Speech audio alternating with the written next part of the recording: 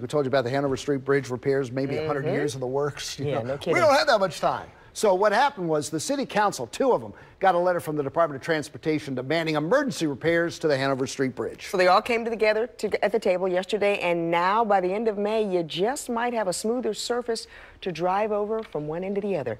ABC 2's Brian Kubler joins us live now with an update on the story that he first brought you last week. Brian? Well, Kelly, the big picture here is the bridge will need a 3-phase solution, but what drivers care about most is the first phase, a smooth surface by the end of May. Even today, road crews play the Hanover Street Bridge version of whack-a-mole. But come this spring, the hope is no more patches, just smooth sailing. So we got a commitment from DOT, a 3-phase commitment to make repairs to the bridge, and I'm very pleased that the first phase of that is going to be completed by the end of May of this year, 2018. And that first phase is finally a 2-inch thick, new, smooth, and continuous asphalt surface from one end to the other. It's the immediate result of this letter both Councilman Eric Costello and Ed Reisinger sent to the Department of Transportation last week.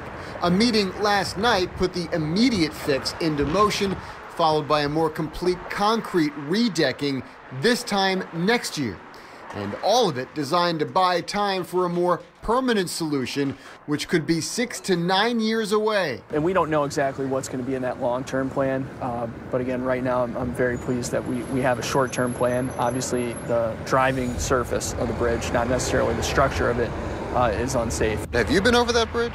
I have been over there, making sure that as soon as the weather breaks, we're going to do a complete resurfacing. Baltimore City Department of Transportation Director Michelle Pouchot says the Hanover Street Bridge was one of the... It's a long-term goal that she can now say has a near literal stopgap measure. But as the bridge is resurfaced once, then twice, the end game is still the complete reconstruction of the 102-year-old span, a solution still being studied but could cost more than $100 million. The cost is the big thing, so the time, all means to get it done. That's state, federal, local, hey, who knows, maybe private, we're looking at all possible efforts. In the meantime, that study for a permanent solution should be finished this year. The city will then conduct an environmental study. Again, the resurfacing of this bridge, the first phase will be done by the end of May, DOT says. A more permanent solution to either fix or permanently repair this bridge could be somewhere to 6 to 9 years away. Wow. For now, we are live in South Baltimore this evening. Brian Kubler, ABC 2 News. So I guess that won't help me much Friday when I have to go across that bridge. No. It takes me 9